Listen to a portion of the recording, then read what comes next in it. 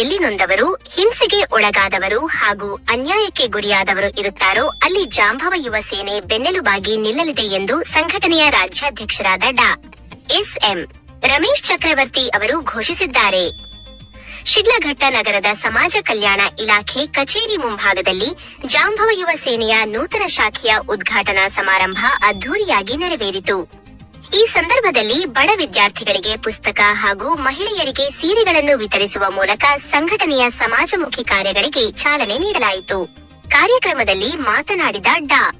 ರಮೇಶ್ ಚಕ್ರವರ್ತಿ ಅವರು, ಜಾಂಬವ ಯುವ ಸೇನೆ ಕೇವಲ ಒಂದು ಹೆಸರಿಗಿರುವ ಸಂಘಟನೆಯಲ್ಲ, ಇದು ನೋವಿನಲ್ಲಿರುವವರ ಧ್ವನಿಯಾಗಿದೆ.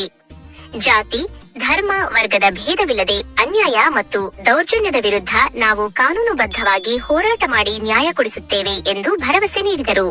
ಇದೇ ವೇಳೆ ಅವರು ರಾಜ್ಯ ಸರ್ಕಾರದ ವಿರುದ್ಧ ಗುಡುಗಿದ್ದು ಒಳ ಮೀಸಲಾತಿ ಜಾರಿಗೆ ಕಟ್ಟುನಿಟ್ಟಿನ ಒತ್ತಾಯ ಹೇರಿದ್ದಾರೆ. ಸಾಮಾಜಿಕ ನ್ಯಾಯದ ಹೆಸರಿನಲ್ಲಿ ವರ್ಷಗಳಿಂದ ನಡೆಯುತ್ತಿರುವ ಅನ್ಯಾಯವನ್ನು ಇನ್ನು ಸಹಿಸಲು ಸಾಧ್ಯವಿಲ್ಲ. ಮೀಸಲಾತಿ ಸೌಲಭ್ಯಗಳು ಕೆಲವರಿಗೆ ಮಾತ್ರ ಸೀಮಿತವಾಗುತ್ತಿದ್ದು ನಿಜವಾದ ಹಕ್ಕುದಾರರಿಗೆ ಅನ್ಯಾಯವಾಗುತ್ತಿದೆ. ಸರ್ಕಾರ ರಾಜಕೀಯ ಲೆಕ್ಕಾಚಾರ ಬಿಟ್ಟು ಕೂಡಲೇ ಒಳ ಮೀಸಲಾತಿ ಜಾರಿಗೆ ತರಬೇಕು, ಇಲ್ಲದಿದ್ದರೆ ರಾಜ್ಯಾದ್ಯಂತ ಉಗ್ರ ಹೋರಾಟ ನಡೆಸುವುದಾಗಿ ಅವರು ಕಠಿಣ ಎಚ್ಚರಿಕೆ ನೀಡಿದರು.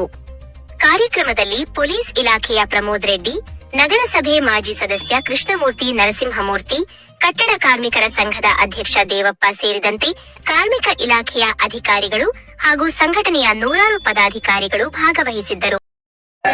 ಮುಂದಿನ ನಾಯಕರುಗಳಾಗಿ ಬೆಳಿಬೇಕು. ಇವತ್ತು ನಮ್ಮ ಸಂಘಟನೆ ಅಜೆಂಡಾ ಕೂಡ ಅದೇ, ಶಿಕ್ಷಣ, ಸಂಘಟನೆ, ಸ್ವಾಭಿಮಾನ, ಹೋರಾಟ.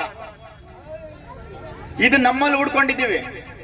ನನ್ನ ಜೊತೆಯಲ್ಲಿರೋ ಪ್ರತಿಯೊಬ್ಬರು ಅಷ್ಟೇ ನಿಸ್ವಾರ್ಥದಿಂದ ಇವತ್ತಿಷ್ಟು ಜನ ಹೆಣ್ಣು ಮಕ್ಕಳನ್ನ ಕರೆಸಿ, ನಮ್ಮ ದೇವಣ್ಣವರು, ದೇವರಾಜಣ್ಣವರು, ಸಂದೀಪ್ ಅವರು, ನಮ್ಮ ಮುನ್ರಾಜ್ ಅವರು, ನಮ್ಮ ನರೇಂದ್ರ ಅವರು ಸೇರಿ ಊಟದ ವ್ಯವಸ್ಥೆ ಎಲ್ಲ ಪೂರ್ತಿ ಅವ್ರ ಯಾರೊಬ್ರು ₹1 ಕೊಡೋದು ಬೇಡ, ನಾವು ಮಾಡ್ತೀರಿ.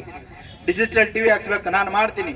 ಕ್ಯಾಮ್ರಾ ತರಿಸ್ಬೇಕು, ನಾವು ಮಾಡ್ತೀರಿ. ಪೆಂಡಲ್ ತರಿಸ್ಬೇಕು, ದೇವಕೃಷ್ಣಣ್ಣವರು, ಯಾರೋ ನಮ್ಮ ಯೇಸುಪ್ರಭು ಅವರು, ಎಲ್ಲರೂ ಹೆಣ್ಣು ಮಕ್ಕಳಿಗೆ ಈ ರೀತಿ ಎಲ್ಲ ನಾವು ಮಾಡ್ತೀರಿ ಅಂತೇಳಿ ಮುಂದೆ ನಿಂತ್ಕೊಂಡು ನಮ್ಮ ಶ್ರೀನಿವಾಸ್ ಅವರಾಗಿರ್ಬೋದು, ಪ್ರತಿಯೊಬ್ಬರಿಗೂ ಕೂಡ ನನ್ನ ಅಭಿನಂದನೆಗಳು ಹೇಳ್ತಾ, ಸರ್ಕಾರದಿಂದ ಬರುವಂತಹ ಎಲ್ಲಾ ರೀತಿಯ ಸವಲತ್ತುಗಳು ಕೂಡ ನಾವು ನನ್ನ ಸಮುದಾಯದವರಿಗೆ ಹಂತವಾಗಿ ನಾವು ಎಲ್ಲರಿಗೂ ಕೊಡುವಂತಹ ನಿಟ್ಟಿನಲ್ಲಿ ನಾವು ಸಂಘಟನೆ ಕಟ್ಕೊಂಡು ಹೋಗ್ತಾ ಇದ್ದೀವಿ.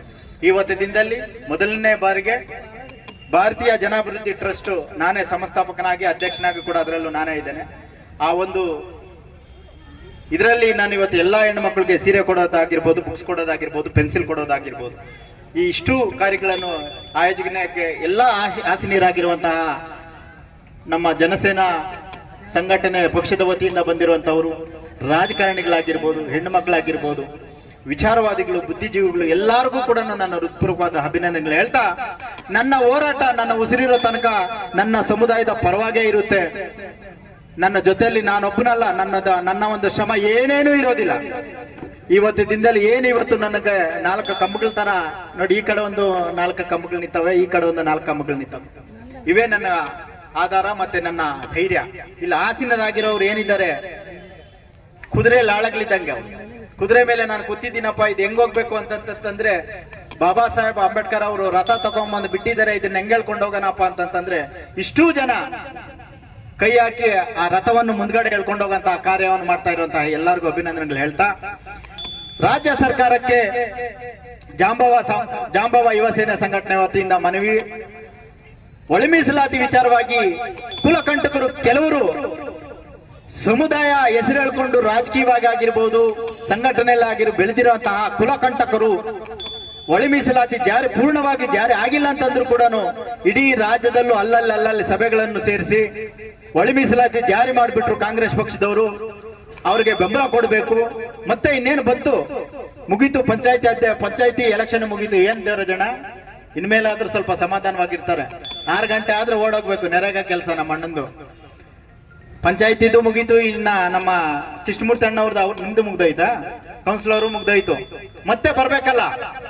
ಈ ಕುಲಕಂಠರು ನಮ್ಮನ್ನೇ ಕೆಡಿಸೋದು, ನಮ್ಮ ಸಮುದಾಯದ ಹೆಣ್ಣು ಮಕ್ಕಳಿಗೆ ಏನ್ ಮಾಡೋದು? ನಾನು ನೋಡಿ ತಾಯಿ, ನಿಮ್ಮ ರಕ್ಷಣೆಗೆ ನಿಮ್ಮ ಮನೆ ಮಗನಾಗಿ ನಾನು ಬಂದಿದ್ದೇನೆ ಹೊರತುಪಡಿಸಿ ಯಾವುದೇ ರಾಜಕೀಯ ಪರವಾಗಿ ನಾನಿಲ್ಲ. ಯಾಕಂತಂದ್ರೆ ತಿಂದ ತಟ್ಟೆಗೆ ಉಚ್ಚ ಮಾಡುವಂತ ಕೆಲ ಸಮುದಾಯದವರಾಗಿರ್ಬೋದು, ಕೆಲ ಜನಗಳಾಗಿರ್ಬೋದು.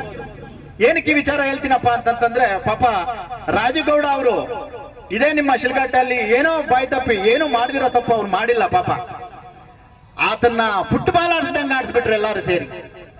ನಾವು ಯಾವುದೇ ಪಕ್ಷದ ಪರ ಅಥವಾ ವಿರೋಧ ಹೇಳ್ತಾ ಇಲ್ಲ. ಎಷ್ಟು ಸೇವೆ ಮಾಡಿದ್ರು ಕೂಡ ಅಲ್ಲಲ್ಲಿಗೆ ಬಿಡ್ತಾರೆ, ಬಿಟ್ರೆ ಮುಂದೆ ಅದನ್ನ ಎತ್ಕೊಂಡು ಹೋಗೋದಿಲ್ಲ. ಆ ವ್ಯಕ್ತಿ ಏನನ್ನೋ ಏನೋ, ಮೇಡಮ್ ಅವರೇ ಮುನ್ಸಿಪಲ್ ಕಮಿಷನರ್ ಅವರೇ ಆಯ್ತು, ನಾನು ಕ್ಷಮೆನೆ ಅವರು ಕೇಳಿದ ಕ್ಷಮೆಗೆ ನಾನು ಅಪೇಕ್ಷೆ ತಗೊಂತೀನಿ ಬಿಡಿ ಅಂತಂದ್ರು ಕೂಡ ಕೆಲವು ಸಂಘಟನೆಗಳೇ ಆಗಿರ್ಬೋದು, ಕೆಲವು ನಾಯಕರುಗಳೇ ಆಗಿರ್ಬೋದು, ಕೆಲವು ಹೋರಾಟಗಾರ ಪಾಪ ಅವರು ಕೂಡ ಸಂಘಟನೆಗೆ, ಯಾವುದೇ ಸಂಘಟನೆ ಆಗಿರ್ಲಿ, ಯಾವುದೇ ಜನಾಂಗದವರಾಗಿರ್ಲಿ, ಯಾರಾಗಿರ್ಲಿ, ಎಲ್ಲ ಸರ್ವ ಧರ್ಮಕ್ಕೂ ಕೂಡ ಶಾಂತಿಯುತವಾದಂತಹ ಹೋರಾಟದಲ್ಲಿ ಪಾಲ್ಗೊಂಡಂತಹ ವ್ಯಕ್ತಿ ರಾಜೀವ್ ಗೌಡ್ರು.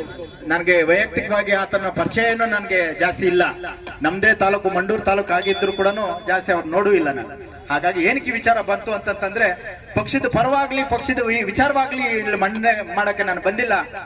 ನನ್ನ ಸಮುದಾಯದ ಹೆಣ್ಣು ಮಕ್ಕಳ ಮಾನಕ್ಕಾಗಿ, ಪ್ರಾಣಕ್ಕಾಗಿ, ನನ್ನ ಸಮುದಾಯದ ವಿಚಾರಕ್ಕಾಗಿ 94C ಅರ್ಜಿ ಹಾಕೊಂಡಿರುವಂತಹ ಎಷ್ಟೋ, ಇವಾಗ ಆ ಶ್ರೀರಾಮಣ್ಣವನಿಗೆ ಮನೆನೇ ಇಲ್ಲ, ಇನ್ನೂ ಮನೆ ಇಲ್ಲ. ನಮ್ಮ ಕೃಷ್ಣಮೂರ್ತಿ ಅಣ್ಣವರು ಇವರೆಲ್ಲಾನು ಅವ್ರಿಗೆ ಮನೆ ಮಾಡ್ಕೊಡ್ಬೇಕು, ನಾಗನರಸಿಂಹ ಮನೆ ಮಾಡ್ಕೊಡ್ಬೇಕು ಅಂತೇಳಿ ಅವ್ರ ಹತ್ರ ಎಲ್ಲ ಹೇಳ್ತಾ ಇದ್ದಾರೆ. ಇನ್ನೂ ಮನೆನೇ ಇಲ್ಲ. ಎಷ್ಟೋ ಜನಗಳಿಗೆ 94C ಅರ್ಜಿ ಹಾಕೊಂಡಿದ್ರೆ ಹಕ್ಕುಪತ್ರಗಳೇ ಕೊಟ್ಟಿಲ್ಲ, ಮಶಾಣ ಇಲ್ಲ. ದೇವಣ್ಣ ಬನ್ನಿ ಇಲ್ಲೇ, ವೇದಿಕೆಗೆ ಬರ್ಬೇಕು, ಬನ್ನಿ ಇಲ್ಲೇ ನೀವು ಮೊದ್ಲಿಲ್ಲೇ. ಎಷ್ಟೋ ಜನಕ್ಕೆ ಈ ರೀತಿ, ಎಷ್ಟೋ ನೋಡಿ ಮಕ್ಕಳು, ಎಷ್ಟೋ ಜನರು